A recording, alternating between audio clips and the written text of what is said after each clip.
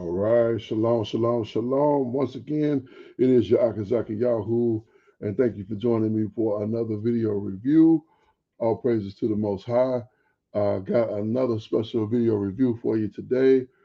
Back at my Adawan YaaQob Chosen Seed, TCS, alongside Adawan Brandon as well. This particular lesson is Era of BALAAM. Era of BALAAM. If you don't know BALAAM, Adawan is going to get to it and help you understand. But good stuff.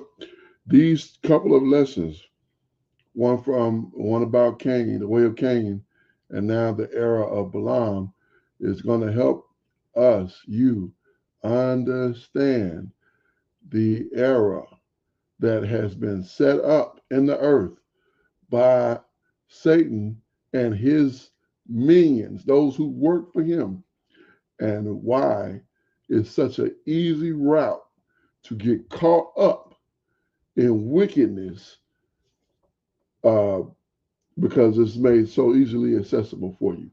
So that's the point of us reviewing these particular videos. Right now, we're going to get to it and get through it. All praises to the Most High.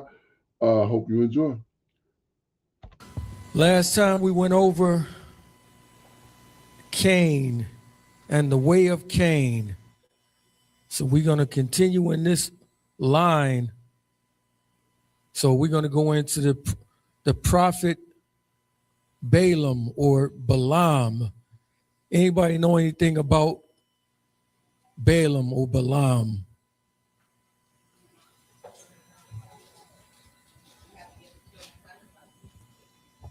You thinking about Moloch?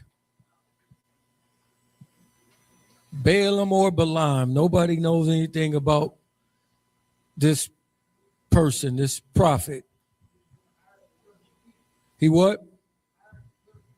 He was hired to curse the people.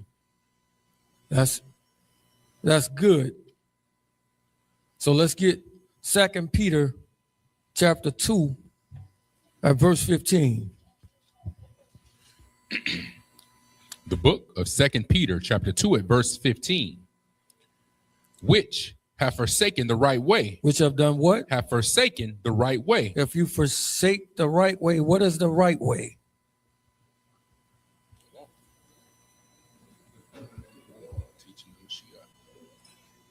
And the original way of Mashiach was called what? It was called the way. The people of the way. Read. 15. Which have forsaken the right way and are gone astray, following the way of Balaam. Following what? The way of Balaam. Following the way of Balaam. Read. The son of Besor. The son of who? Of Besor. The son of Besor. Besor means burning. So he's the son of burning. Keep that in mind. Read. The son of Besor, who loved the wages of unrighteousness. Who loved the what? The wages of unrighteousness. So it says he loved the wages of unrighteousness. So it's imperative that you know Balaam was Balaam's story. It's very, very important to understand what his way is and why you need to know it. All right. Let's get Jude chapter 1, verse 11. Jude chapter 1 and verse 11. The book of Jude, chapter 1, verse 11. Woe unto them, for they have gone in the way of Cain. Have done what? Have gone in the way of Cain. It says, woe unto them, they have gone in the way of Cain. We've done the whole thing about Cain, and we see all of the scriptures in Revelation 21, verse 8 is directly linked to him, and the things that Yah hates in Proverbs 6 and 16 through 19, all linked back to Cain. Read. Woe unto them, for they have gone in the way of Cain, and ran greedily. And had what? And ran greedily. And ran greedily. Read. After the error of Balaam After- for reward. After who? The error of Balaam for reward, and perished in the gaining of Kor. In the what? In the gainsaying of Kor. And perished in the gainsaying of Korah. So it mentions these three people's names in this abomination that's taking place: Cain, Balaam, and Korah. What do these three guys have in common? If anybody know, what do these guys have in common? They're definitely against Yah.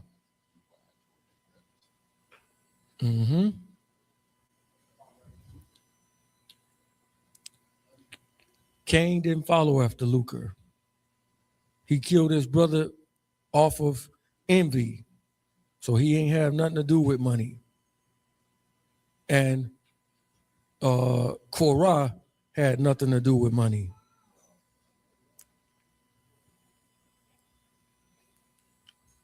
So we're going to see some stuff. So I want you to see that this guy is the biggest story pointing to the false prophet in the whole scripture. So y'all got 3 chapters directly dedicated to this person, Balaam. Why? Why does he really want you to know this man's story? 3 chapters dedicated to him.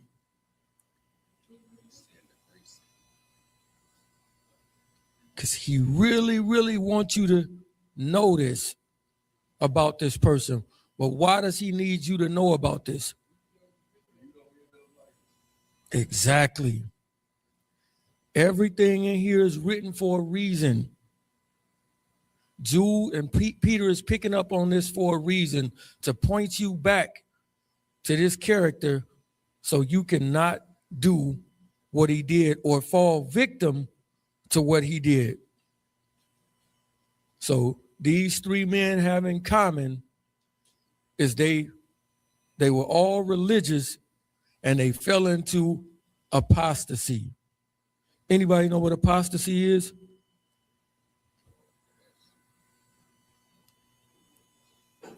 Apostasy is you were once a believer and you fell away. That's what apostasy is. You was a believer and then you fell away from it. This is going into apostasy. Let's get 1 Thessalonians chapter 2 and verse 3.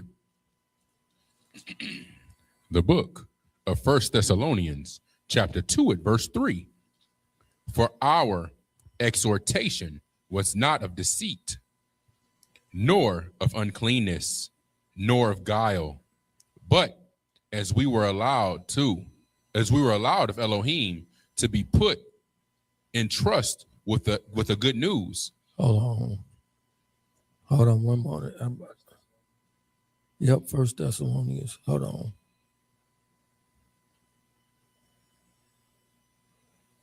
One moment. That's not what I'm looking for.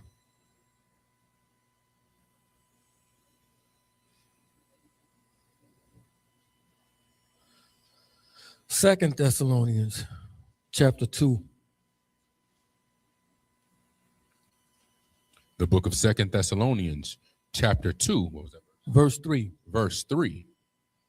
Let no man deceive you. Let no man do what? Deceive you by any means.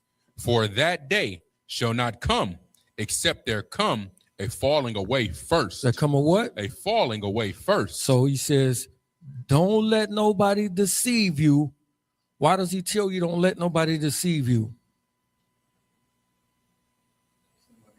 Because somebody coming to deceive you.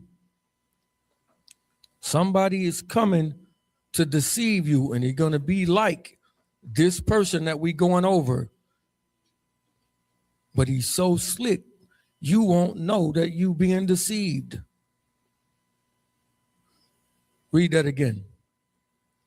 Let no man deceive you by any means, for that day shall not come, except there come a falling away first, and that man of sin be revealed, the son of perdition. The son of who? The son of perdition. The son of perdition. There's only two people in the scriptures called the son of perdition.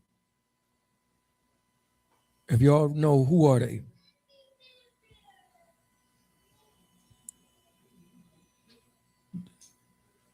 Who is it?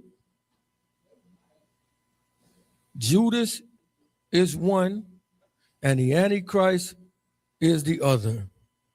So this falling away comes out to apostasia. So in English, it's apostasy. It means to have believed at one point and then to turn away from what you were taught and what you believed and to go away from him. This is worse than being an atheist your whole life. This is worse because you knew it and then you walked away from it, right? So this is apostasy. We've had people that's been here that just fell into apostasy. It's a dangerous thing. So these three men, that spirit that was on them is going to go out through the world rampantly and spread throughout like wildfire. And it's going to affect a lot of people. So let's get into this Balaam character. Numbers chapter 22 at verse 1. Numbers chapter 22 and verse 1.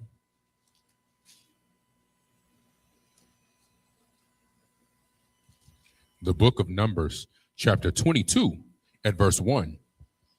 And the children of Israel set forward and pitched in the plains of Moab on this side Jordan by Jericho.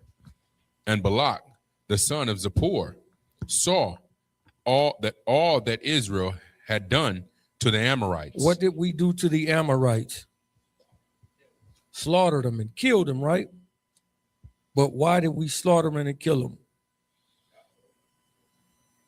But before we went into every land, what did y'all tell our people to do?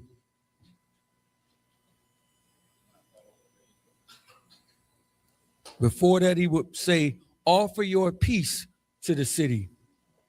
Or tell them, just let us walk through your land. We don't want to bother you. We don't want to fight with you. We don't want to do nothing. We just want to be able to go through, right? This was the consensus. So when we actually end up slaughtering them, why? They didn't want peace.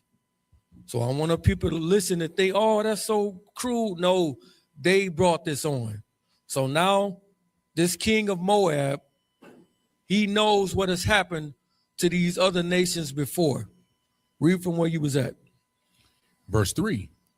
And Moab was sore afraid of the people. They were what? Sore afraid of the people. So they see our people outside of their land and camped out, and he says, we are afraid of these people. Read. Because there were many, and Moab was distressed because of the children of Israel. Because of who? Of the children of Israel. Read. And Moab said unto the elders of Midian, Now shall this company lick up all that are round about us, as the ox licks up the grass in the field. So when we are, as a people, start to move in to a new area, let's say, for instance, it's Caucasian people that live there, and we start moving in, what's the feeling?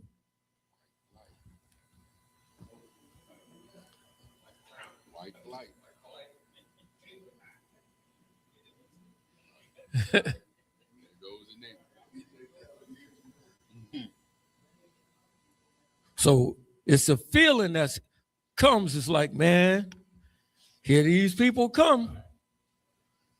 There go the neighborhood. They got it right here. They feeling it right here. Yes. And it's a bunch of them too.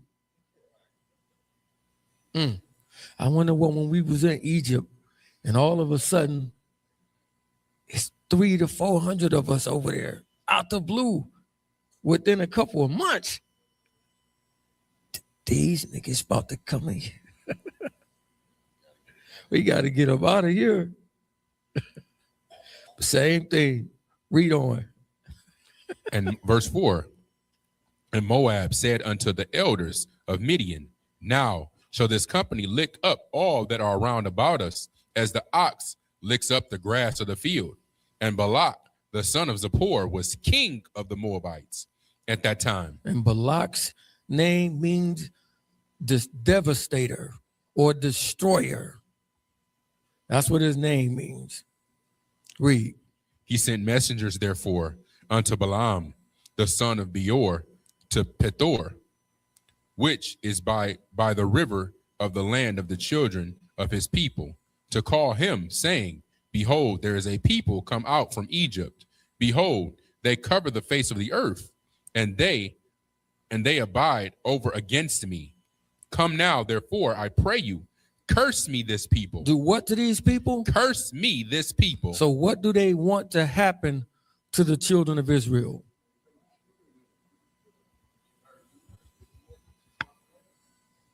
They're coming to get rid of these people. We want to put a curse on them. We ultimately want to kill these people, right? Even though the children of Israel has done no harm to them. Now it says that Moab and Midian is there. These is actually our cousins, right? Moab comes from Lot, people, which is Lot is Abraham's nephew, right? And the Midianites is Abraham's other children through Keturah, right? So these is actually our family, our cousins and stuff, right? They know this. But they are out to destroy us. I want you to keep this in mind. Yep, this is our own cousins and stuff that's plotting to do these things to us. Keep that in mind. Read on. Verse 6, come now, therefore, I pray you, curse me this people. Do what to these people? Curse me these people. Curse me these people. Read. For they are too mighty for me. Peradventure, I shall prevail, that we may smite them, and that I may drive them out of the land.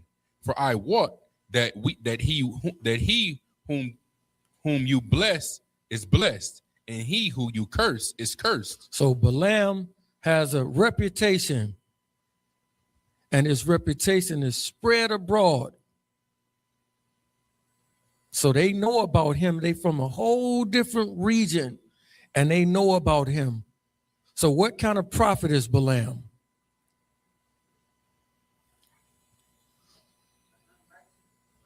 What kind? He's an unrighteous prophet. But what's another thing about him, depending on or showing what they're trying to do with him? Definitely.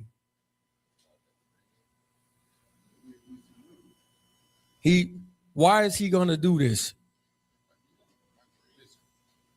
He's definitely a wizard. He's definitely a witch. But they're paying him. So he is a prophet for what? Prophet. He's a prophet for profit. Everything he's doing right here is about the money. What do the Bible call a prophet that goes out for money? Or any person that goes after money. In the scripture, they call a hireling.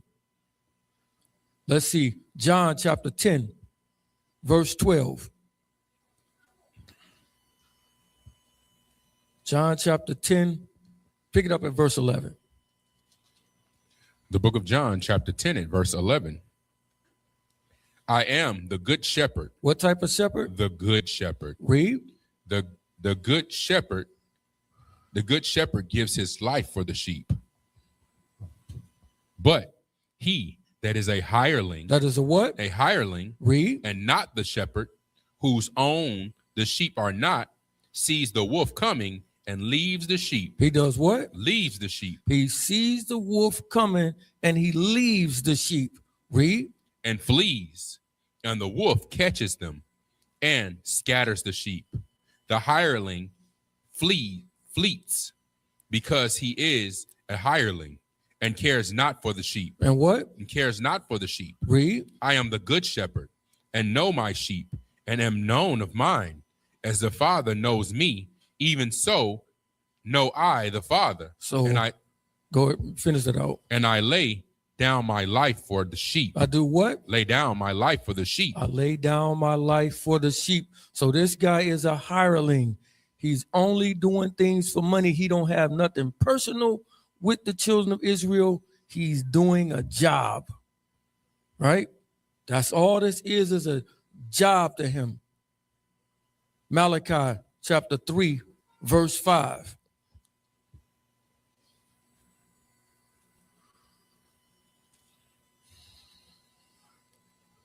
The book of Malachi chapter 3 at verse 5.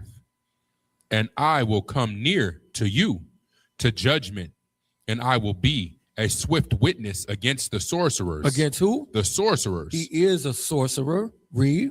And against the adulterers. He's that as well. And against false swearers. The who? False swearers. He's a false swearer as well. Read. And against those that oppress the hirelings. That do what? That oppress the hireling in his wages. So the hireling in his wages. For the wages of sin is death. Death, right? So he's hired to come in and to do a job. Micah chapter 3 and verse 11.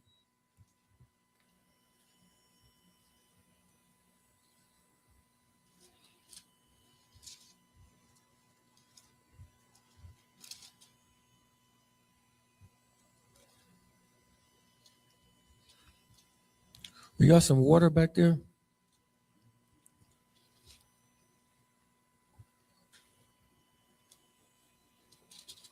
The book of Micah. The book of Micah, chapter 3 at verse 11. The heads thereof judge for reward. They do what? They judge for reward. It says the heads thereof judge for rewards, a payout. Read. And the priests thereof teach for hire. Teach for what? For hire. Read. And the prophets thereof divine for money. They do what? They divine for money. They divine for money. Thank you. So if you found out that your leader was only doing this for money, what would you do?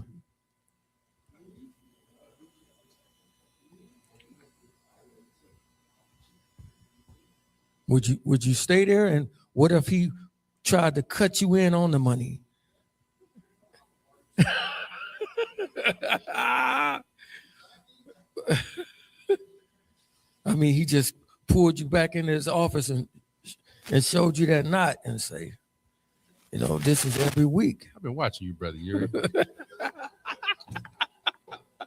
Come here, Doc. Come here, Doc. Everybody can use a little extra sometimes. Yeah, like you roll a couple of them hunters up like this, with it in your hair.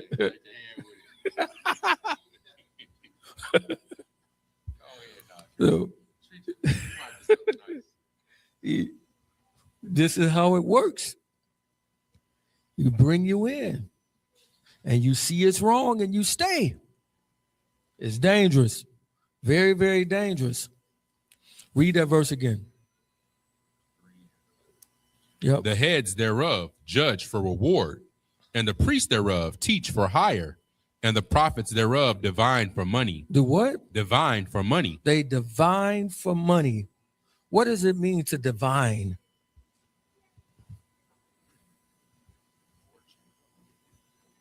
A diviner is telling you that I see something for you.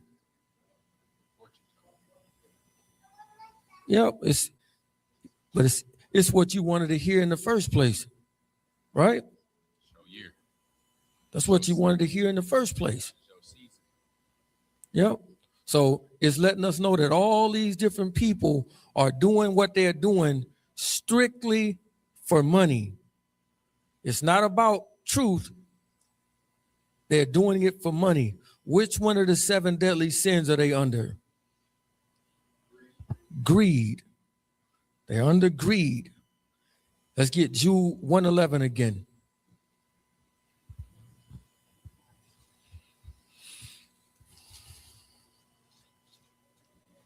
The book of Jude, verse 11. Woe unto them, for they have gone in the way of Cain and ran greedily after the error of Balaam. And ran what? Greedily after the error of Balaam. So they've run greedily after the error of Balaam. So all of these people that I just mentioned, they're all running after the error of Balaam. Balaam is the start of prosperity teaching. He's the root of it. It go back to him and being hired to come in and do something. So when you see the prophecy conference, come in, we got the $500 bronze package. We got the $1,000 silver package. We got the $5,000 gold package. We got the $10,000 platinum package. And if you really blessed and you really want to, we got the $20,000 diamond package. If you really want to bless. That's exactly. That's only if you really, really want to be blessed and you really want to stay. That's how they. That's how they fool you. It's on you. If you really want a blessing, yeah. If you really want a blessing, you would do this. Otherwise, then you like, dang. Yeah.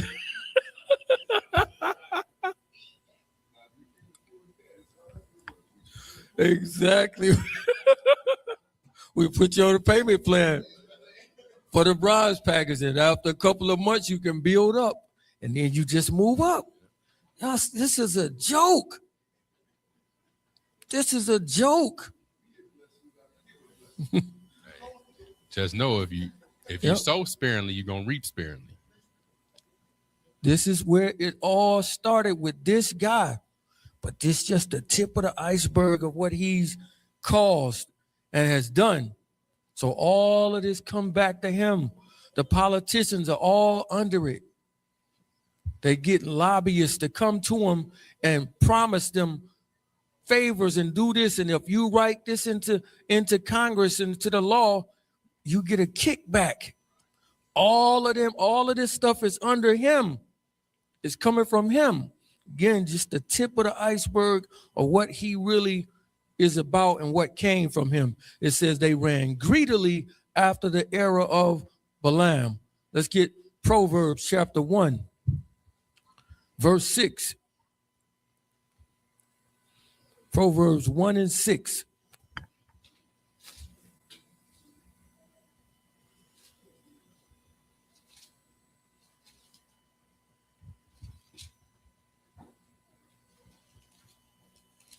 The book of Proverbs, chapter 1 at verse 6. To understand a proverb and the interpretation, the words of the wise and their dark sayings. The fear of Yahuwah is the beginning of knowledge. It is what? The beginning of knowledge. But fools despise wisdom. They do what? Despise wisdom. Fools despise wisdom. I want you to really think about that. It says a fool despises wisdom. Read. And instruction. My son, Hear the instruction of your father. Do what? Hear the instruction of your father. I want you to listen to this. When you tell your son or your daughter about something, about the world, what do you sound like to them? Like you don't know what you're talking about. They think you don't know what you're talking about. You not even 20 yet. And you're trying to tell me that's way older than you, seasoned than you, that I don't know what I'm talking about. So here he says, my son. Read on. Verse 11. If they say, come with us. No, go back. You skip. Oh, my bad. Verse 8. My son, hear the instruction of your father, and forsake not the law of your mother. For they shall be an ornament of grace unto your head, and chains about your neck. So if you would pay into these instructions, it's like you got on chains, but spiritual ones. It shall be like an ornament of grace into your head and chains around your neck. Read. My son, if sinners entice you. If what happened? If sinners entice you. If some sinners come to you and entice you, what should you do? Consent you not. Don't do what? Consent you not. Don't consent with them. Don't go with them. Right? Proverbs are all about wisdom, right? He says, if sinners come to you and consult you, consent not. Read. If they say, come with us. If they say what? Come with us. If they say, come with us. Read. Let us lay wait for blood. Let us do what? Let us lay wait for blood. Let us lurk privily for the innocent without cause. For the who? For the innocent without cause. So he's telling you, if sinners come to you and entice you to come and go with them and do anything that's against my law, he's telling you, do not go with them. So if your boys come, man, I got a lick, bro. This right here, all you got to do is this one time. Take these packages and go to Little Rock, Arkansas with them. They green down there. You can, and you do it. You better not do it. This is what he's telling you. Don't go. If they come and entice you to do something against me, you better not go with them. Read that last verse again. If they say, verse 11, if they say, come with us, let us lay wait for blood. Let us lurk privily for the innocent without cause. For who? For the innocent without cause. For the innocent without cause. Keep that in mind. It says, for the innocent without cause. Numbers chapter 22, verse 4 again. The book of Numbers, chapter 22 at verse 4. And Moab said unto the elders of Midian, now shall this company lick up all that are round about us, as the ox licks up the grass of the field. And Balak, the son of Zippor, was king of the Moabites at that time.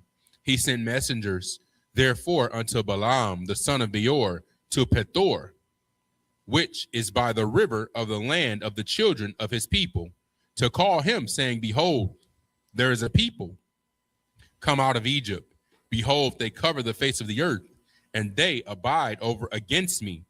Come now, therefore, I pray you, curse me this people. And do what? Curse me this people. My son, if sinners come to you and ask you to come, consent not thou with them. This is the sinners coming to him to cause him to curse innocent people. Keep that in mind. Read. For they are too mighty for me. Peradventure I shall prevail, that we may smite them, and that I may that I may drive them out of the land. For I wot that he whom you bless is blessed, and he whom you curse is cursed. And the elders of Moab And the elders of Midian departed with the rewards of divination. The rewards of what? Of divination. The rewards of divination. So they know that this guy has got the power to actually bless and curse. He knows the knowledge of good and evil. He actually has the power. He understands it and knows it. So they're coming with the rewards of divination. So if this thing, what he's doing, works, how will this have an effect on other people around it that'll see him cursing people and getting quote unquote blessed for it? What will that cause people to do? That'll cause people to want to be like what he is, right? Because he's prospering. This is why a lot of false places is packed to the brim, because what you think is prospering is really the opposite way. It's working the opposite way. Let's get Psalms 73, verse 2 and 3. The book of Psalms, chapter 73, at verse 2. But as for me, my feet were almost gone. My feet were what? My feet were almost gone. Read. My steps had well near slipped, for I was envious at the foolish. I was what? Envious at the foolish. Read. When I saw the prosperity of the wicked, for there are no bands in their death, but their strength is firm. They are not in trouble as other men. They're what? Not in trouble as other men. So right here he says, I was looking at the wicked and I was seeing how they was prospering, and envy jumped in me. And I started looking at it and I started wanting to be like the wicked because it looked like they are prospering. That's what it looked like. If you don't have the right eye for this, what you're watching with different congregations, and you are thinking that this is blessed because you don't understand how y'all work, you're going to run greedily after the rewards of Balaam because you don't know how y'all work. Because you think love is feeling good and crying and holding hands and things of this nature. Because you don't know y'all, and you will run after foolishness and bring a curse upon yourself. So we can't do that. So he said, my foot almost slipped when I saw the prosperity of the wicked. Meaning he started wondering, man, I might need to start doing what they doing. They look real prosperous over there. So let's go back to Proverbs 1 and 11 again. Proverbs chapter 1 and verse 11. If they say, come with us, let us lay wait for blood. Let us lurk privately for the innocent without cause. For the who? Innocent without cause. For the innocent without cause. Y'all said if you hate your brother in your heart, you are what? You are a murderer. And especially if it's without cause, which lets you know people hate without a cause. You don't even have a reason to do what you're doing. You just doing it because it make you feel good. And that's horrible. Numbers 22, verse 8. The book of Numbers, chapter 22 at verse 8. And he said unto them, lodge here this night, and I will bring you word again, as Yahuwah shall speak unto me. And the princes of Moab abode with Balaam. And Elohim came unto Balaam and said, what men are these with you? So this shows you that Yah actually speaks to Balaam. It's important to note that Balaam is not a false prophet. He is a wicked prophet, like Alicia said. He is a wicked prophet. He actually hears from Yah. He actually talks to Yah. in real life. Read. And Elohim came to Balaam and said, what men are these with you? And Balaam said unto Elohim, Balak the son of Zippor, king of Moab, has sent unto me, saying, behold, there is a people come out of Egypt which covers the face of the earth. So he tells Yah exactly what they said to him. Read. Come now, curse me them, peradventure I shall be able to overcome them and drive them out. And Elohim said unto Balaam, you shall not go with them. You shall not curse the people, for they are blessed. For they are what? Are blessed. Is this plain what he just told them? He says, you shall not go with them, and you shall not curse the people, because these people are blessed. Now, I want y'all to know that it's a wicked man named Balak and all his people, the Midianites and the Moabites, and this Balaam. They all conjuring up a curse against the children of Israel. Does the children of Israel know that any of this is taking place? They have no clue. I want you to think about your own life right now. Somebody out there right now behind the scenes is conspiring and coming after you. You don't have a clue about it though, right? But somebody out there right now in the government somewhere is conjuring up something on you to take you out right now. And Yah is fighting on your behalf, even though you don't even know it. Let that sink in. Read on. Verse 12. And Elohim said unto Balaam, you shall not go with them. You shall not curse the people, for they are blessed. And Balaam rose up in the morning and said unto the princes of Balak, get you into your land, for Yahuwah refused to give me leave to go with you. And the princes of Moab rose up, and they went unto Balak and said, Balaam refuses to come with us. And Balak sent yet again princes more and more honorable than they. So they came to him one time and they left. And he says, and he sent them back with some more people. How long do y'all think this took?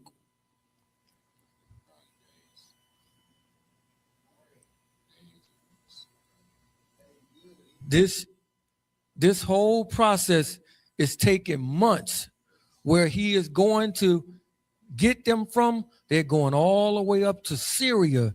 It's taking 3 to 4 weeks for them to get there just to tell him this.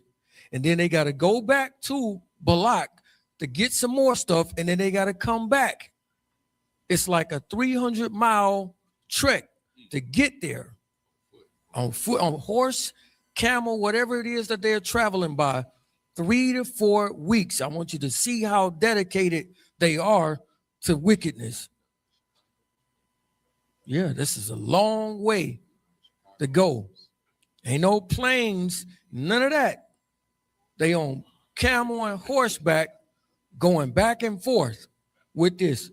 So the whole thing took months for this to go down, which is going to show you something with Balaam's thought process.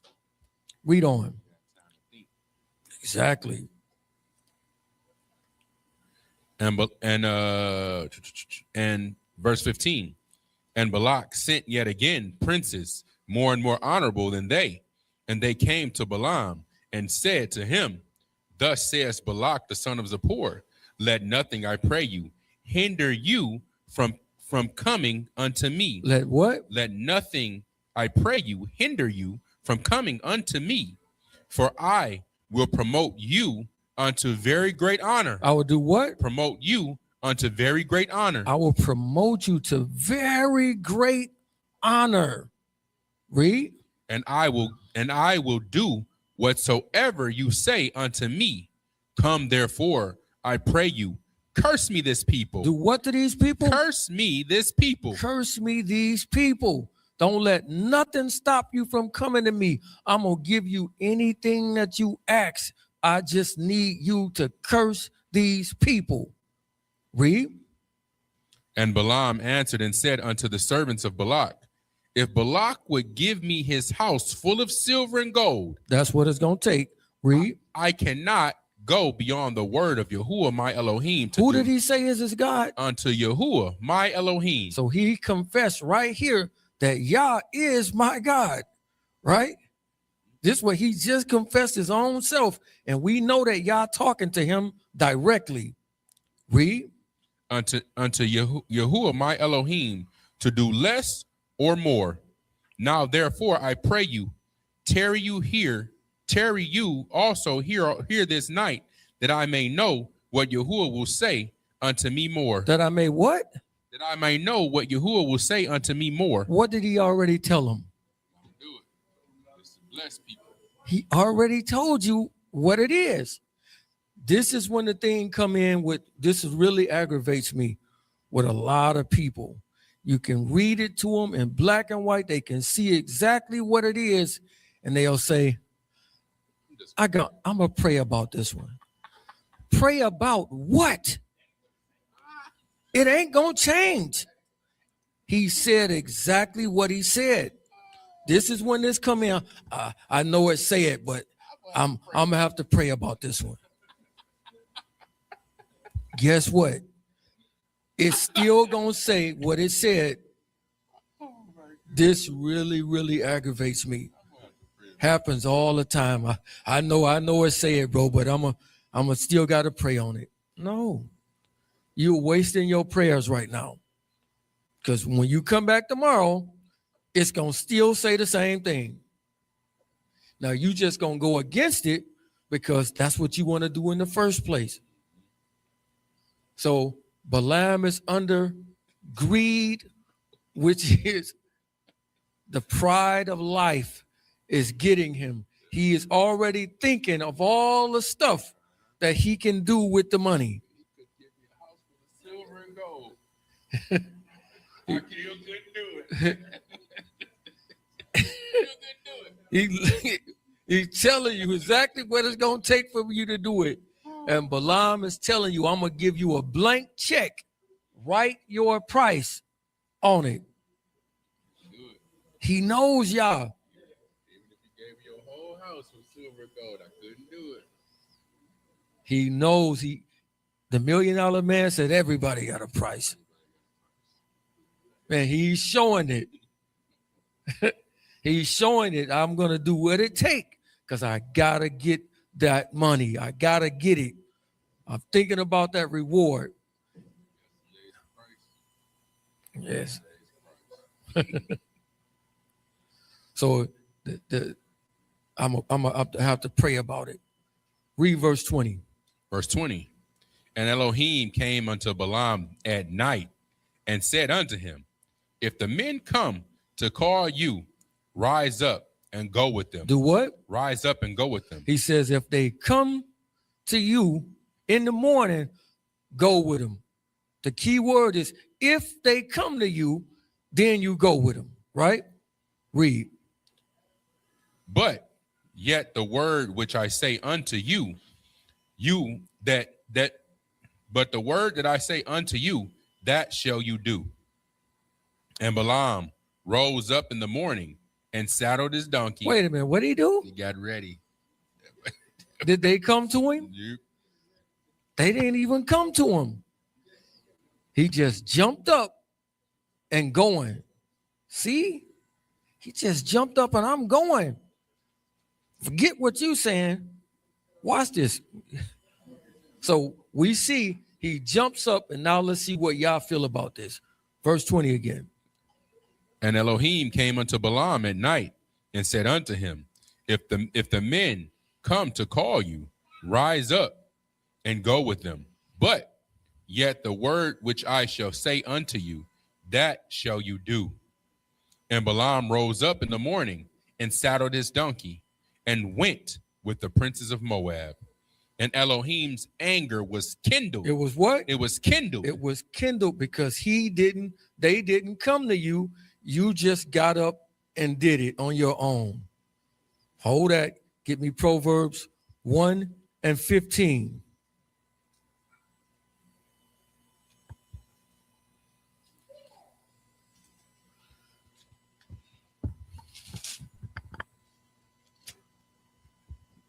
book of Proverbs, chapter 1 at verse 15.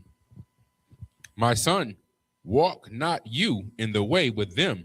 Refrain your foot from their path. He said, don't walk in the way with them. Refrain your foot from their path. They came to him, told him directly what they wanted to do. He's telling you, don't go with them. Read.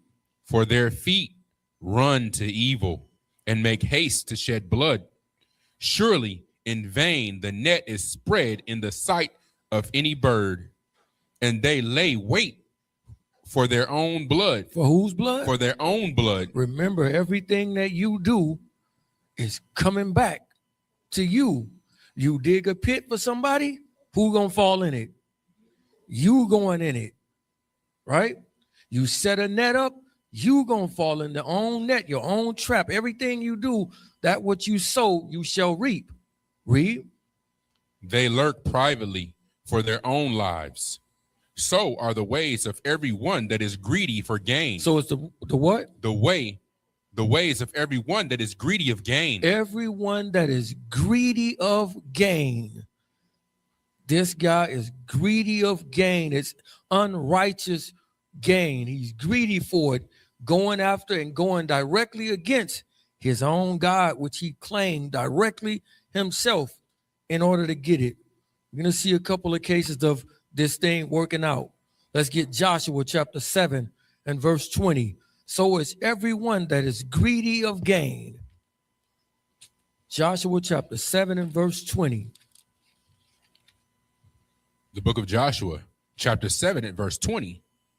And Achan answered Joshua and said, indeed, I have sinned against Yahuwah Elohim of Israel. I did what? I have sinned against Yahuwah Elohim of Israel. And thus have I done.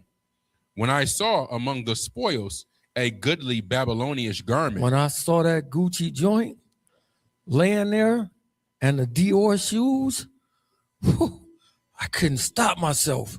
Read. And 200 shekels of silver and a wedge of gold of 50 shekels weight. Then I coveted them. I did what? I coveted them. Read. And took them. And behold, they are hid in the earth in the midst of my tent, and the silver under it. So Joshua sent messengers, and they ran unto the tent, and behold, it was hid in his tent, and the silver under it. And they took them out of the midst of the tent, and brought them unto Joshua and unto the children of Israel, and laid them out before Yahuwah. And Joshua and all of Israel with him took Achan, the son of Zerah, and the silver, and the garment, and the wedge of gold, and his sons, and his daughters, and his oxen, and his donkeys, and his sheep, and his tent, and all that he had, and they brought them unto the valley of Achor. So this is everything that he has, his family, his animals, everything.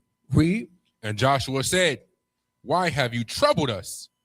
Yahuwah shall trouble you this day. His name means trouble.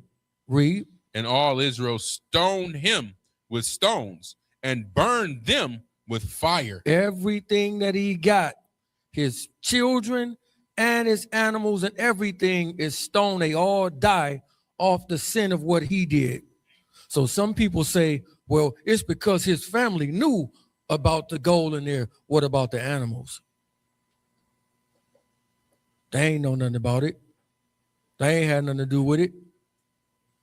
But running after greed lost everything. His life and his family lives are lost due to what he done. That's one. So is everyone that is greedy after gain. 2 Kings chapter 5, verse 19.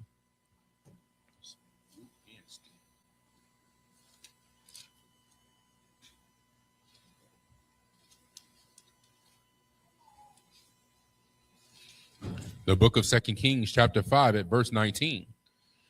And he said unto him, go in peace. So he departed from him a little way. But Gehazi, the servant of Elisha, the man of Elohim, said, behold, my master have spared Naaman, this Syrian. This who? This Syrian. This Syrian. Keep that in mind, a Syrian. Read. is not receiving at his hands that which he brought. But as Yahuwah lives, I will run after him and take somewhat of him.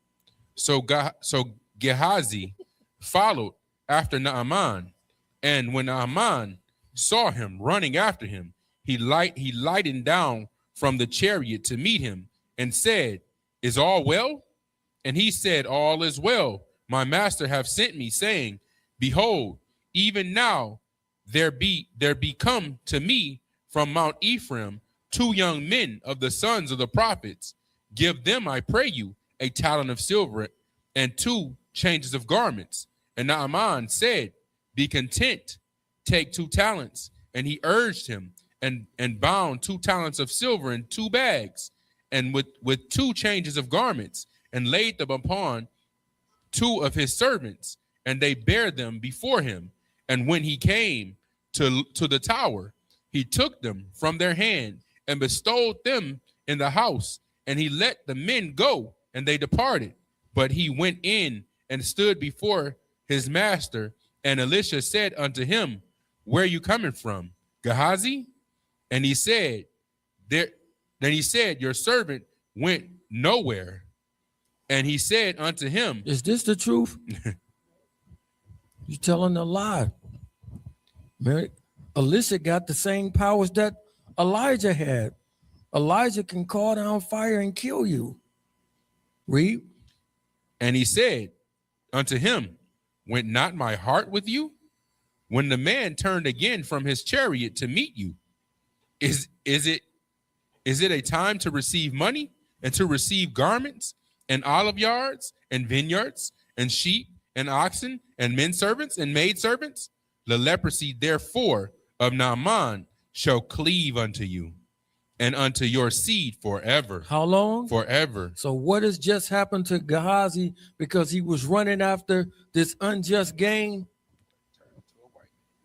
He's got this leprosy on him and on his family, his children, forever. When you got this leprosy, what did you have to do? You had to be separate from everybody. You are now an outcast. So the same thing that was on Naaman has now jumped on you because you went running after gain that's not yours. Mac, how long we been going? Not that long. Not that long? I don't think so. Not even quite an hour, right? Okay. About an hour? All right, bet. Okay, let's go back. Numbers 22. 22. I don't want y'all butts to start hurting. I got a lot. Numbers 22:22. Yeah, I heard that. Part 2 next week. Numbers 22 and 22.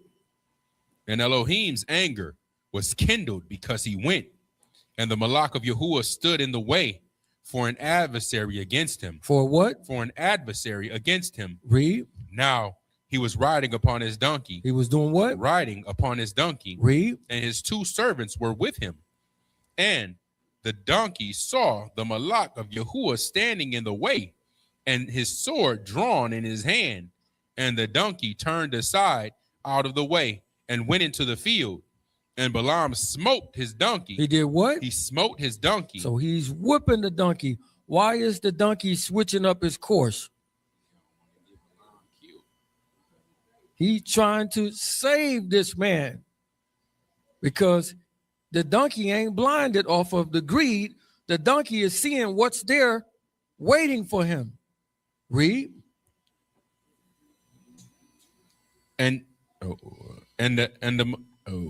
Verse 25. And when the donkey saw the Malach of Yahuwah, he thrust himself into the wall and crushed Balaam's foot against the wall. He did what? He crushed Balaam's foot against the wall. God!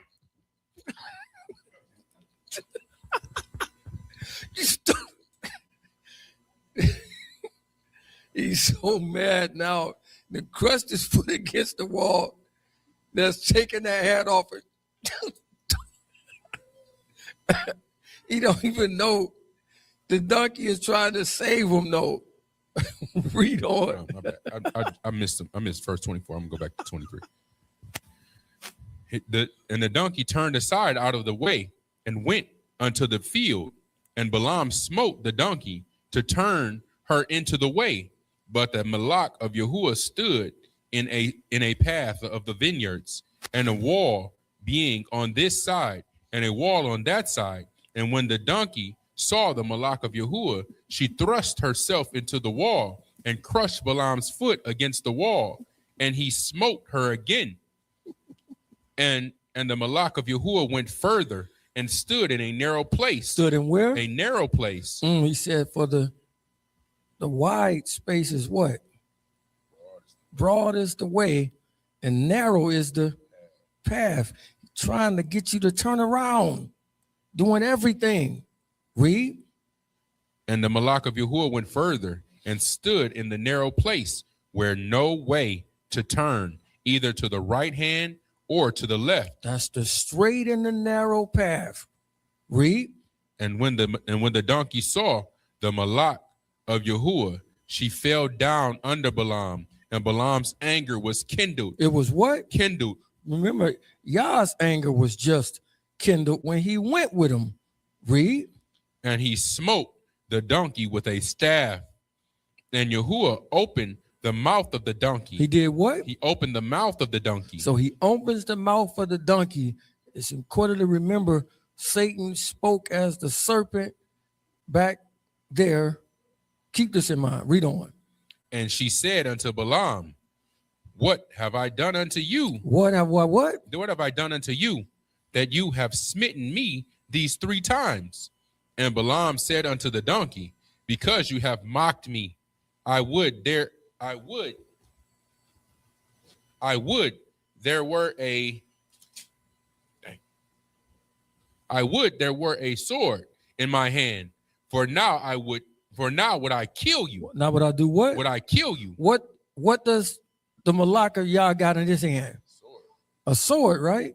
He's saying, if I had a sword right now, I'd kill you. And he don't even realize it. He's so blind on getting a reward. He don't even know and don't even recognize that the donkey's speaking right now. You're messing up my money, don't you? Sound like Shrek. This how blinded he is for this reward. He wanted this bad that he don't even recognize that he's talking to him. Read. And that verse 30. And the donkey said unto Balaam, am I not your donkey, upon which you have ridden ever since I was yours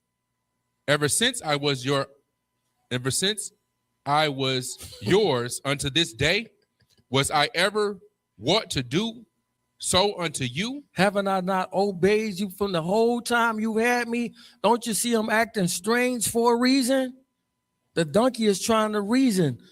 Now, what is a donkey's temperament and their actions that they are known for?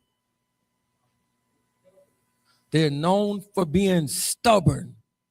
But who actually is stubborn here? It's him, because he is pressing forward to keep going. No matter how many times y'all done told him not to do something and do this, he pressing forward. He's right there in front of him trying to stop him from going. And the stubbornness in him is pushing forward because he wants this reward this bad. What did Mashiach ride in to Jerusalem on? On a donkey. So this guy's riding on a donkey, getting ready to ride to his destruction. Mashiach rode on a donkey and rode into his destruction. But for us, this guy's riding on the donkey to kill us. See the difference? It's the opposite. Both of them was riding a donkey. One was to save us, and the other one is to kill us. And the donkey is actually saving his life when the rider of the donkey came to save our life. Read on. Verse 31. Then Yahuwah opened the eyes of Balaam, and he saw the Malach of Yahuwah standing in the way, and his sword drawn in his hand, and he bowed down his head and fell flat on his face. And the Malak of Yahuwah said unto him, wherefore have you smitten you this donkey these 3 times? Wherefore have you did what? Have you smitten you this donkey these 3 times? Notice he don't even mention nothing about what he's coming there for. The first thing he asks him is, why are you beating your donkey? Why are you doing that? Read.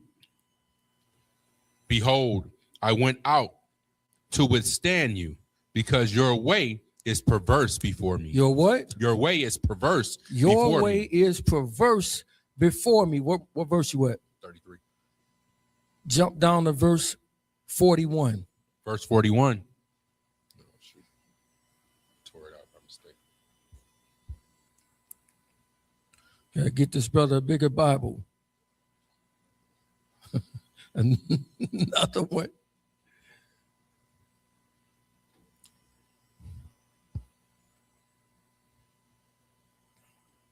Verse 41, and it came to pass on the morrow that Balak took Balaam and brought him up into the high place of Baal. Into where? Into the high places of Baal. Into the high places of Baal. So now they're going to continue this. They got all 3 of the elements of revelation. You have Balaam, you have Balak, and you have Baal. That's the 3-headed monster that Revelation 13 is showing.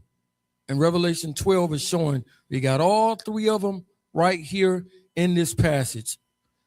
Numbers 23, verse 1. In the book of Numbers, chapter 23 at verse 1.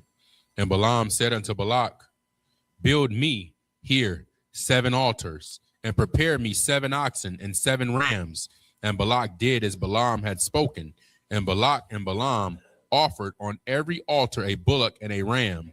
And Balaam said unto Balak, stand by your burnt offering, and I will go. Peradventure, Yahuwah will come to meet me, and whatsoever he shows me, I will tell you. And he went to a high place, and Elohim met Balaam and said unto him, I have prepared 7 altars, and have offered upon every altar a bullock and a ram. And Yahuwah put a word in Balaam's mouth, and said, return unto Balak, and thus you shall speak. And he returned unto him, and lo, stood by his burnt sacrifice, and all the princes of Moab. And he took up this parable and said, Balak, the king of Moab, have brought me from Aram and out of the mountains of the east, saying, come, curse me, Out Jacob. of the mountains of where? Out of the mountains of the east. Out of the mountains of the east. What does east represent in the script?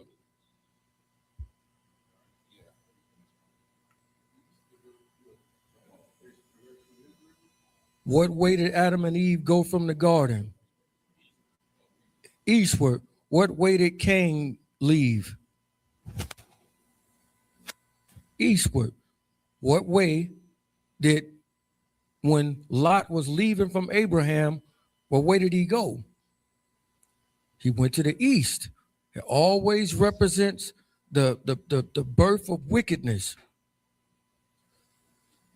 Always represent wickedness. So they got this person from the east. All right. Read on from where you was at. Pick it up at verse 7. Verse 7. And he took up his parable and said, Balak, the king of Moab, have brought me from Aram out of the mountains of the east, saying, come, curse me, Jacob, and come, defy Israel. How shall I curse whom Elohim have not cursed? Or how shall I defy whom Yahuwah have not defied? So if he knows that he can't do it, why does he keep trying? He's only speaking exactly what Yah's telling him to speak. That's why he's not a false prophet. But why does he keep going? And I want you to see the persistence of wickedness that him and Balak have to keep continuing in what they're doing. They won't stop.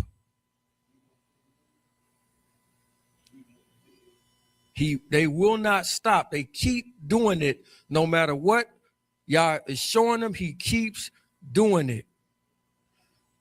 Jump down to verse 23. Verse 23.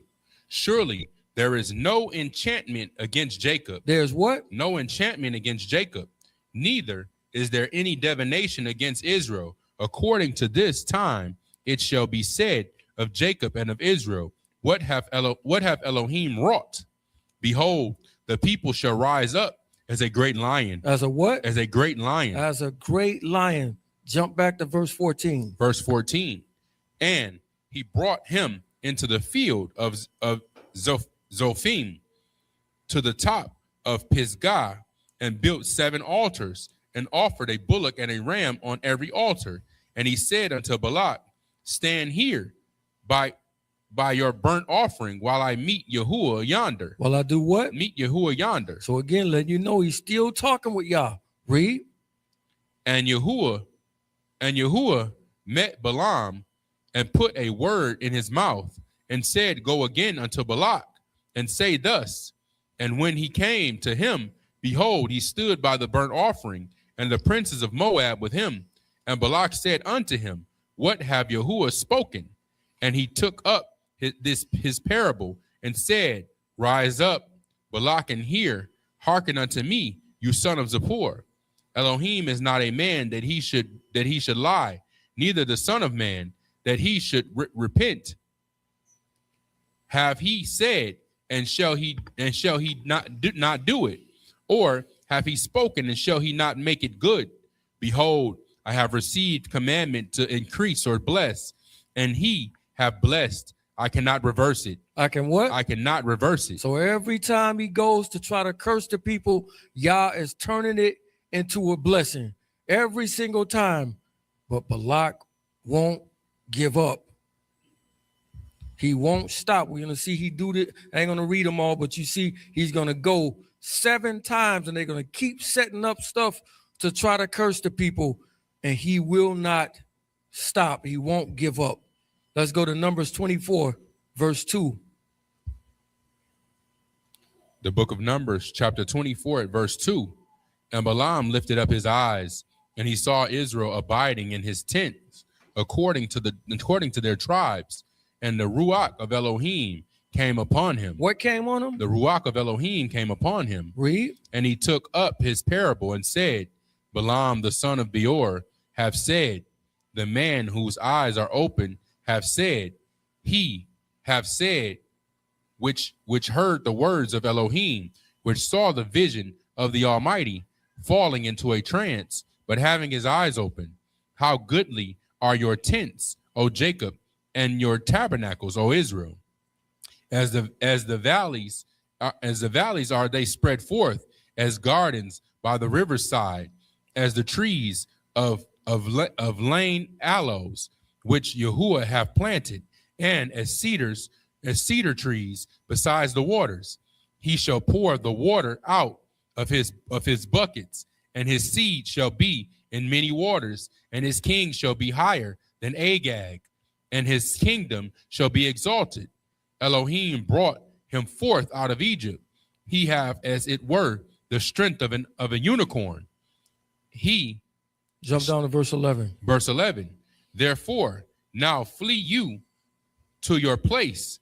I thought to promote you unto great honor. So this is Balak telling Balaam, since you can't curse these people, I need you to get out of here. Go back to your own land where you came from. You're not doing what I asked you. You keep blessing these people. I told you to curse these people. Therefore, I need you to go home. Read verse 11 again. Therefore, now flee you to your place. I thought to promote you unto great honor. But lo, Yahuwah have kept you back from honor. Who kept him back? Yahuwah have kept you back from honor. Direct spit on Yah's name. He the one stopping you from getting this honor. He the one stopping you from getting this bread that you desire. It's him. Read on. And Balaam said unto Balak, spake I not also to your messengers, which you sent unto me, saying, if Balak would give me his house full of silver and gold, I cannot beyond the commandment of Yahuwah to do either good or bad of mine own mind. I've been told you I can't do nothing but what he tell me to do, and you still sent for me. I told you this straight to your face. Read. But what Yahuwah says, that will I speak.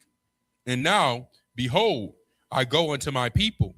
Come therefore, and I will advertise you what this people shall do to your people in the latter days. Before I go, I got to give you a prophecy. This is what's going to happen to you and your people in the latter days. Read. And he took up his parable and said, Balaam, the son of Beor, have said, and the man whose eyes are open, he have said, which heard the words of Elohim and knew the knowledge of the Most High, which saw the vision of the Almighty falling into a trance, but having his eyes open. I shall see him, but not now. Who is this him that I shall see, but not now? It's talking about Mashiach. Read. I shall behold him, but not near. There shall come a star out of Jacob, and a scepter shall rise out of Israel, and shall smite the corners of Moab. I'm going to do what? Smite the corners of Moab. The better translation is, I will crush their foreheads. Read. And destroy all the children of Shet, and Edom shall be a possession. Seir also shall be a possession for his enemies, and Israel shall do valiantly. Out of Jacob shall come he that shall have dominion, and shall destroy him that remains of the city. And when he looked on Amalek, he took up his parable and said, Amalek was the first of the nations. He was what? The first of the nations, but his latter end shall be that he perish forever. That he do what? Perish forever. That he perish forever. These same people are going to be confederate at the end. Read. And he looked on the Kenites and took up his parable and said, strong is your dwelling place, and you put your nest in a rock. He did what? Your nest in a rock. Nevertheless, the Kenite shall be wasted unto Ashur. He shall what? Be wasted unto Ashur. So he's going to be wasted unto Ashur. That Ashur goes back to Assyria. That's what that's talking about. Assyria. Now notice he only doing what he is told to do. He's only speaking what he is told to speak. But he's after something. Matthew chapter 6, verse 19. The book of Matthew, chapter 6, at verse 19. Lay not up for yourselves treasures upon earth, where moths and rust does corrupt, and where thieves break through and steal. This is what B was teaching last week. Read. But lay up for yourselves treasures in Shamaim. Lay it up where? In Shamaim. Read. Where neither moth nor rust does corrupt, and where thieves do not break through nor steal.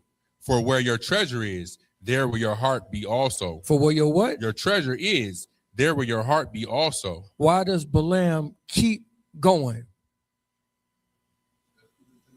That's what's in his heart.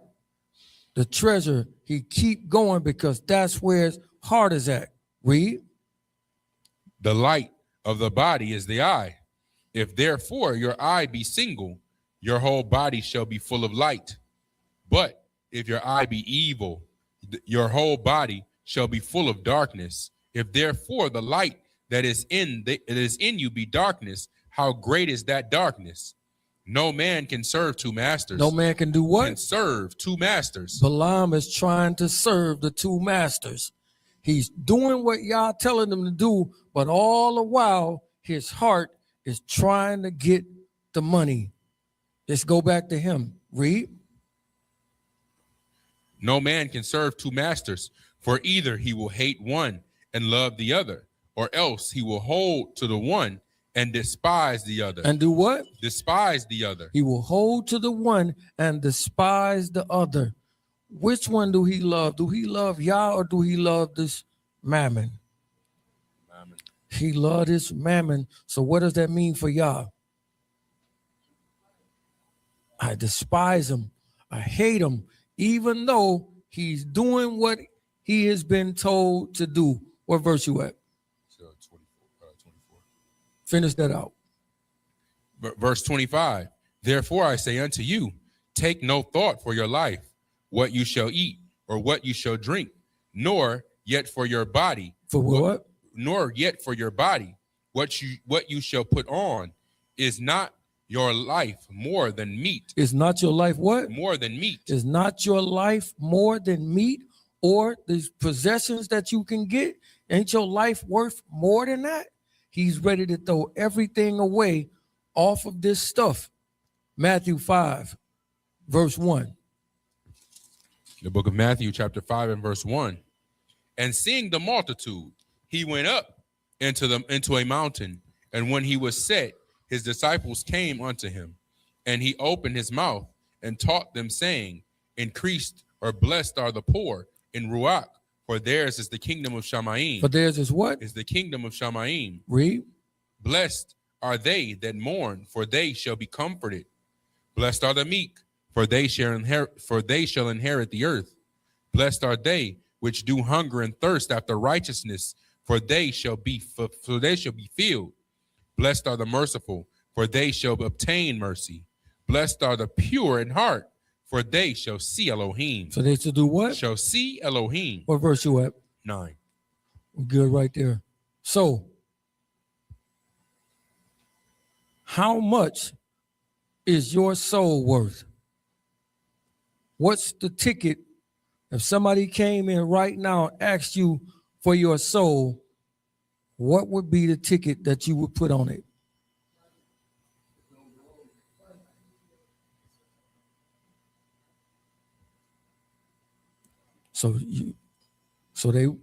Y'all wouldn't sell your soul. Matthew 16:26.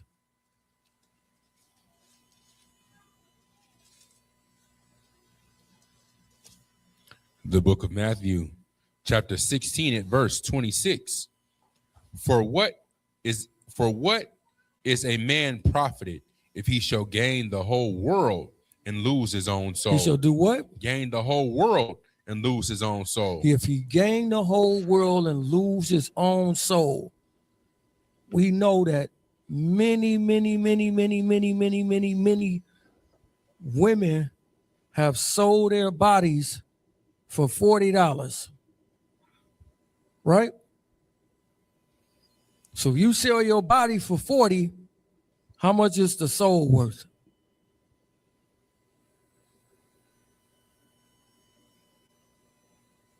How much?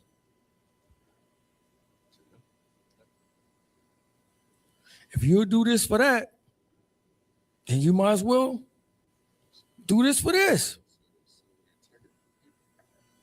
So you're talking from $40 to 400, 4,000, 40,000, 400,000, 440,000, $1 million, 4 million, 44 million, 400 million, 440 million.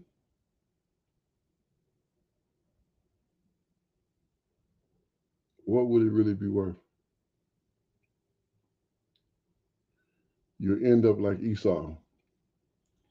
Esau despised his birthright. And Yahuwah hate Esau because he honored not spiritual things. You sell your soul, you sell your body, you sell anything for lucre. You better learn some spirituality. And I don't mean that hocus pocus bullcrap. I mean the way that the Most High has set spirituality up for us. And stick to that. Because otherwise you are selling your soul. And you're selling it for naught. because nothing on this earth is worth what you're getting for what your soul is going to account for. He says, how much if you shall profit the whole world, but to lose your soul? So when they say, the rent is due, and Mr. Nate comes over, not our Nate, another one, and if the rent is due, you say, I got to do what I got to do. You're doing it.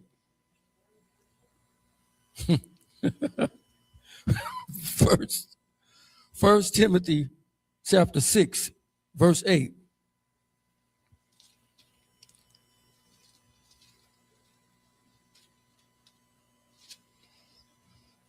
The book of 1 Timothy chapter 6 at verse 8. And having food and raiment, let us be therewith content. Let us be what? Therewith content. Read. But they that will be rich fall into temptation and a snare. They do what? They that will be rich fall into temptation and a snare, and into many foolish and hurtful lusts, which drown men in destruction and perdition. Which do what to them? Which drown men in destruction and perdition. So everybody that's greedy of gain is going to do this.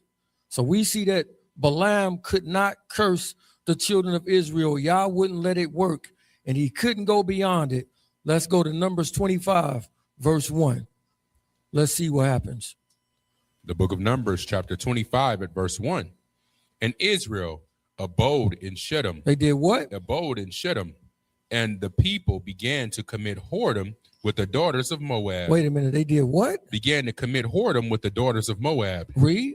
And they called the people unto sacrifices of their gods. They did what? Called the people unto sacrifices of their gods. They called them to the sacrifices of their gods. Read. And the people did eat and bowed down to their gods. And Israel joined himself unto Baal Peor. They did what? Joined himself unto Baal Peor. They joined themselves unto Baal Peor. What type of people are we supposed to be? A set apart people, right? Are we supposed to integrate with other people? No. What did Martin Luther King do with us? Was he working like this? Was he working like Balaam? Because you integrated and you mingled us with them. Your dream was actually a nightmare for the people because you brought us in and you integrated with them. So what did Balaam actually teach here? What did he do? He couldn't get them in these other ways. So these people are at war with us, right? When you think of war, what comes to your mind? What? Killing. How do people die? When you think of war, in the normal sense, don't try to think deep. In the normal sense, everything that go with war, what comes to your mind? Weapons, swords, violence, this. Where is the weapons? Where is the violence? Where is any of that at here? So notice, this is the danger in this. He used being a friend to get them. Let's invite them to the cookout. Let's tell them that I got Lowry's hot sauce in my purse and I put it on everything. Let's bring them in this way. Let's tell them that because this guy can play the saxophone well, he's one of us. Let's befriend them and we can get them. Got to be careful with who you call friend, because this is the tactic. None of the other stuff would work. But when I come in as a friend, we got them. Now we can get them because we have used the thing of the friendship has come in, and we are breaking bread and we are eating with them. All of a sudden, the guards go down and we start not being set apart, and we start dealing with them in this way. See who we learn from. Genesis chapter 3, verse 1.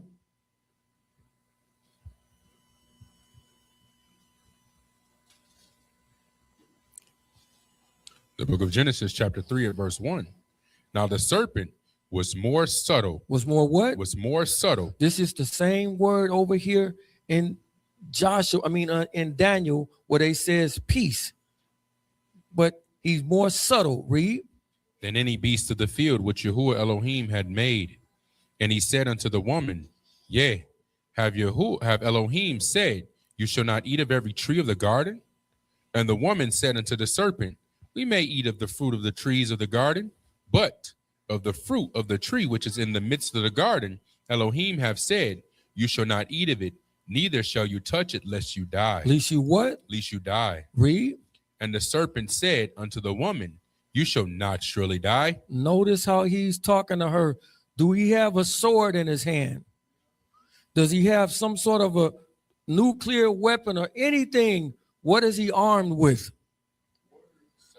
His words and his subtlety. He is befriending them.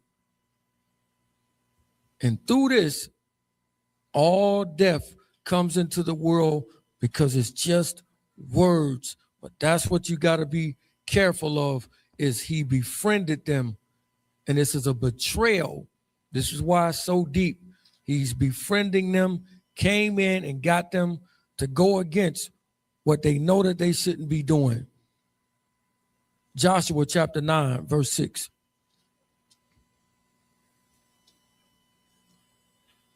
Matter of fact, 9 and 1. Joshua 9 and 1.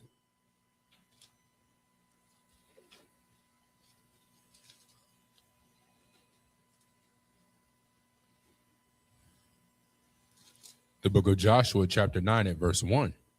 And it came to pass, when all the kings which were on this side of Jordan, in the hills and in the valleys, and in all the coasts, in all the coasts of the great sea over against Lebanon, the Hittite and the Amorite and the Canaanite and the Perizzite, the Hivite and the Jebusite, heard thereof.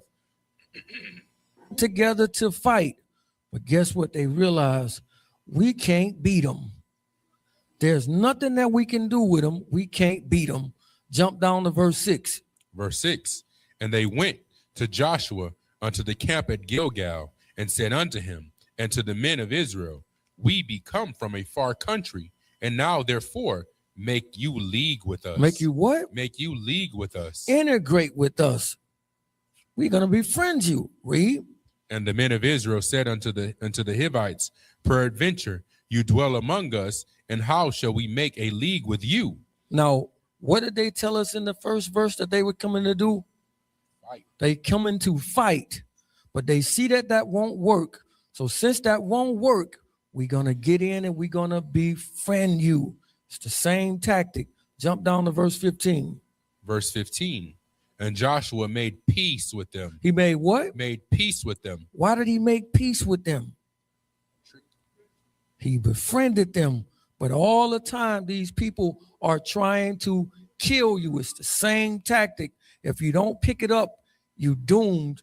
If you don't understand this, this is why he dedicated 3 chapters to this guy, so you can understand this. If you don't get it, you're going to be doomed to understand exactly what is taking place with this. So he befriends you. He integrates with you. He want to kill you, but I can't do it straightforward. I got to trick you into it. Daniel chapter 11 and 21. Daniel 11 and 21.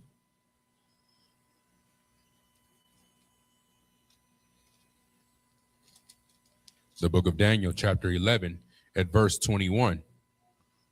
And in his estate shall stand up a vile person, to whom they shall not give the honor of the kingdom, but he shall come in peaceably. He shall do what? He shall come in peaceably. Peaceably, that means friendly. I'm going to come in like a friend to you. You won't know that I'm the enemy and trying to kill you, because I'm going to befriend you. It's the same tactic. Daniel 8:25.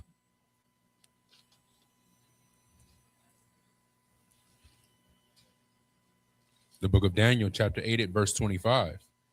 And through his policy. Through his what? Through his policy.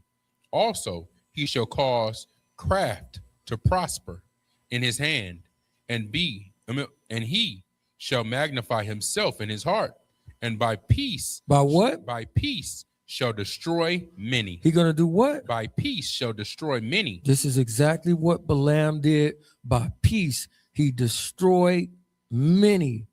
Do y'all know how many people died in the fiasco that he caused with his words? 24,000 people died in what he caused. 24,000 people died off of his counsel, of what he did and the tactics that he used to cause it. Numbers 31:9.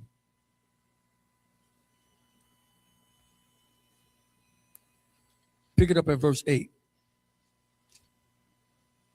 The book of Numbers, chapter 31, at verse 8. And they slew the kings of Midian, beside the rest of them that were slain, namely Evi, and Rekem, and Zer, and Hur, and Rebah, 5 kings of Midian. Balaam also, the son of Beor, they slew with the sword. They did what? They slew with the sword. They slew with the sword. Why do they kill Balaam? He never actually cursed the people. Why does he die?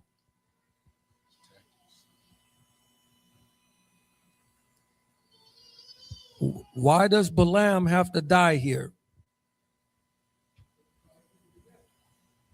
Did he curse him himself? So it's what he caused. But Balaam can go to Yah and say, you said don't curse the people. I didn't curse them. Can't he say that? You still are guilty. He's so slick. He thinks that I'm going to play both sides of the fence. I'm going to give Balaam what he wants. Balak what he wants, which is to curse the people. I'm going to teach you how to do it, but I'm also going to please Yah, because I'm going to be able to say, I did what you told me. I did not curse these people. See the slickness in this? They cursed themselves, but you tricked them into it. You caused it. You are still responsible for it. It's just like when David did what he did with Uriah, and he put Uriah on the front line, and he says, put him in the hottest part of the war. Even though you didn't personally kill him, Yah says, you killed him with the sword of Ammon. The death still goes on you indirectly. So you still guilty of it, even though you trying your best to be slick. So his thing, he caused 24,000 of our people to go into apostasy. What you think is going to happen at the end? Same thing. Somebody else is going to come and befriend you and cause you to go into apostasy, because he's going to tell you what you want to hear. He's going to make you feel good about what you're doing. And he's going to tell you it come with all the women that you want, which is Isaiah 4:1 will be the crux of the scripture to be used for it. Just what Isaiah told you, you're going to get it. You get self, see? And if you're special with somebody else, you get to get even more. Ain't this the same thing that Islam pushes? That if you do it, just you get 70-something versions, and every time you finish, they turn back into a version over and over and over again. Ain't this the same thing? Watch, somebody is waiting in the wings. Is going to teach you this, and by you being controlled by your flesh, you're going to fall for it. Hook, line, and sinker. He's going to get you because this is what you want in the first place. One last guy. Apostasy. Matthew 26, verse 14 to 16. Matthew 26, verse 14 to 16. The book of Matthew, chapter 26, verse 14. Then one of the 12, called Judas. Called who? Called Judas. Read. Iscariot, went unto the chief priests and said unto them, what will you give me? What will you do what? What will you give me? And I will deliver him unto you. I will do what? Deliver him unto you. I will deliver him to you. What will you give me? Remember he says, what shall a man profit if he gain the whole world and lose his soul? Judas is coming and asking for the price. What will you give me if I turn this just man, this innocent man over to you? What will you give me? Read. And they covenanted with him for 30 pieces of silver. How much? 30 pieces of silver. So that's what Judas' soul is worth. 30 pieces of silver. That's what he believed that his soul was worth, because he just sold it in doing what he just did. So his name is Judas what? Iscariot. It's Iscariot. What does Iscariot mean? Of the city. So it means Judas of Kerioth. It's a place that he's from, and the place is called Kerioth. Keep that in mind. That's the name of the city that Judas is from. So when they're saying his name, they're saying Judas, man of Iscariot or Kerioth. Let's get Joshua 15, verse 21.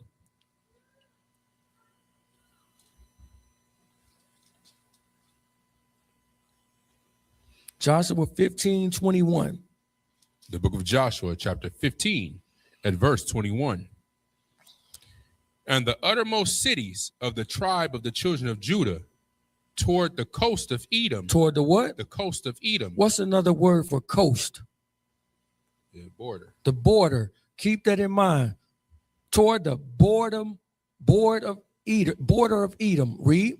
Southward were Kabzeel and Eder and Jagur and Kena and Demona and Adah and Kedesh and Hazor and Ethnan, Ziph, Telim, Bealot and Hazor and Hadattah and Keriot. Carry what? Keriot. That's the city that he's from.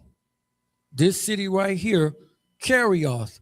This is where Judas is from. I want you to notice what it told you that it was near or the border from. It said toward the border of Edom, right? Malachi 1 and 4. So Judas is somewhere close by the Edomites. His city is very, very close on the border where Edom is at. Read. Malachi 1 and 4. 1 and 4.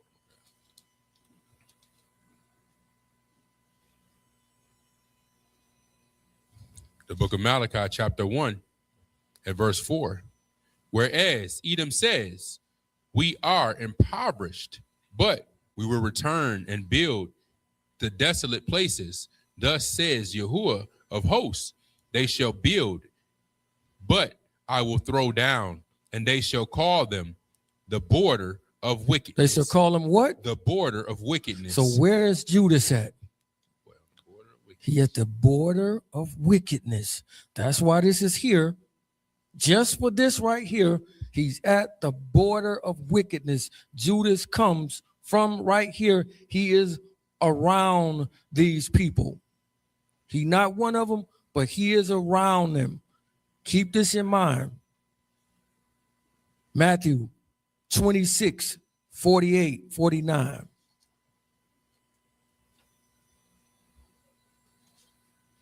The book of Matthew, chapter 26 and verse 48. Now, he that betrayed him gave them a sign. He gave them what? A sign. Read. Saying, whomsoever I shall kiss, that same is he.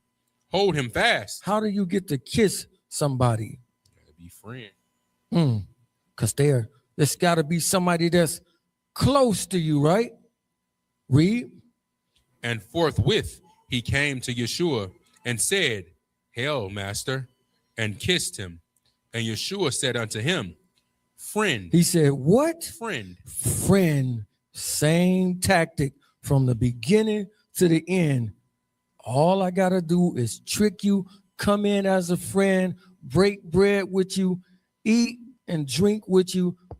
Before the flood, what did it say that they were doing?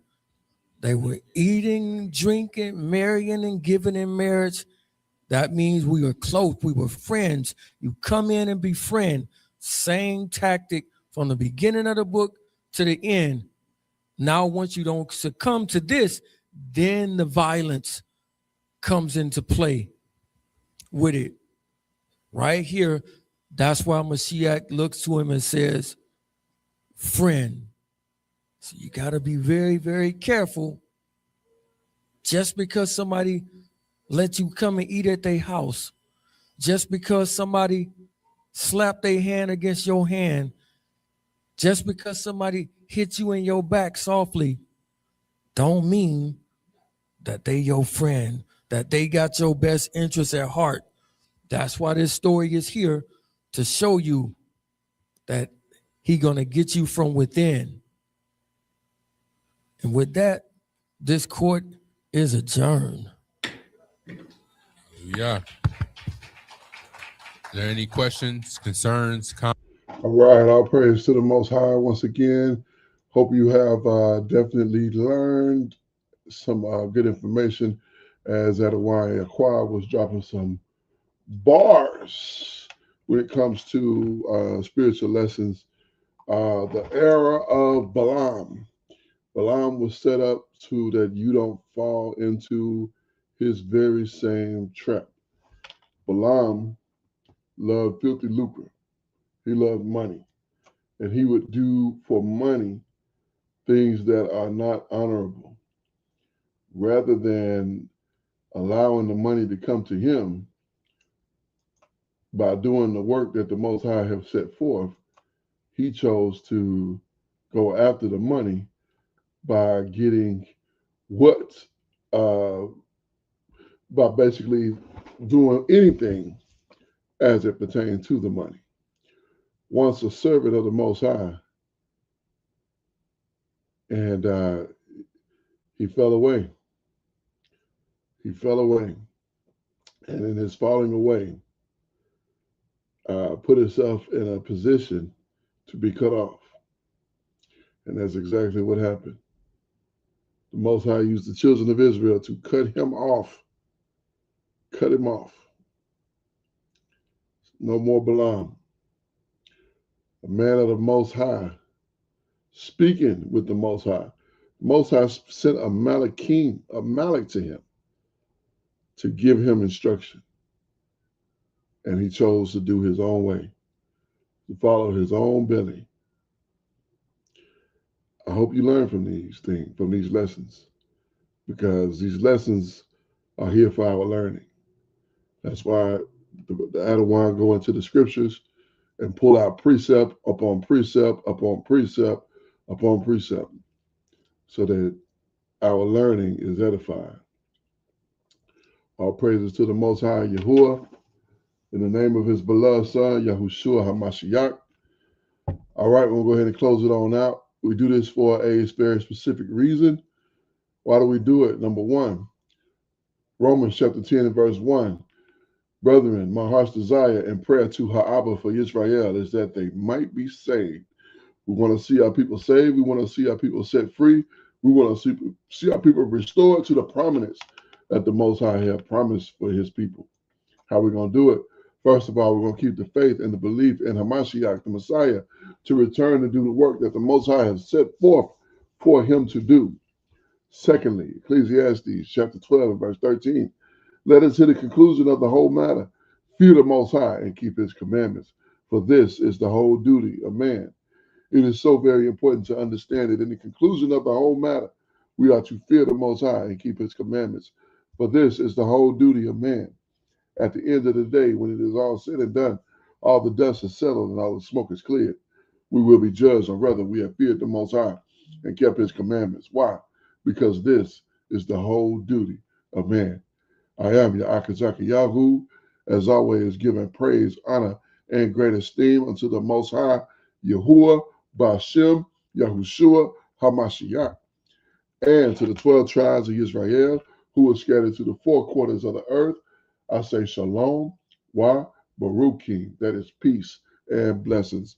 And I cannot wait to the day when the Most High brings us back together and we are once again 12 tribes, one family, one nation, under the Most High power, under one covenant, back in our own land with a heart of flesh and no more a heart of stone, with our enemies, our adversaries, and all those who hate us under our feet. Until that day come, shalom, family.